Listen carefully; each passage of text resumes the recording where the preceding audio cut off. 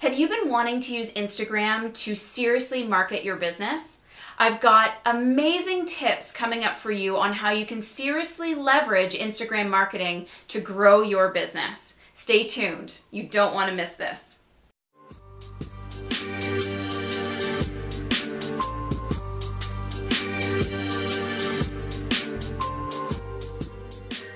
How can we start using Instagram stories or start using Instagram Live to also leverage our business? Okay, so Instagram Live, right now there's not too much that that can be done in terms of like you can't schedule live Instagrams like in terms of getting people to like pre-attend or things like that. Gotcha. It's kind of one of those new things where you just go live and then there you are. Yes. You can of course create a post in your Instagram profile which notifies people like, hey, I'm going to be like going live, but they don't get a notification so much like that they can, like on Facebook you could say notify me when this person goes live. Right. On Instagram you'll get a notification when someone goes live, but it's not as pushy. Like it's not Gotcha. like Yep. yeah. So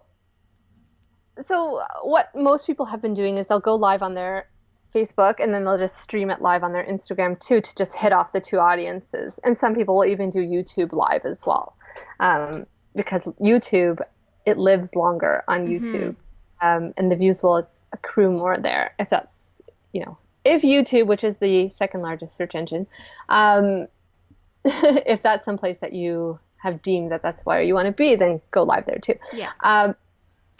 Instagram stories, now that's really cool. I've been experimenting with that recently. And what I've found is it's really super important to tag your location. Okay. It doesn't even have to be your location. It could be the location in which you want to grow your following, your audience, right? If you are a global practitioner, that could mean tagging, some of the major cities around the world in order to get more audience views to your Instagram stories, right? Gotcha. But if you're a practitioner that's location based, like many naturopathic doctors are, then especially here in Ontario, then you can tag your location, right? You can tag Toronto, you could tag Rosedale if you're in this area, like, be really super specific. So what I've noticed even with my own post is when I tag a location, I'll get like 400% more views than not tagging my location, right? Okay. So it's really significant, and I think, you want to do two things. It's tagging location, and it's also using a hashtag. A location, you can do two things.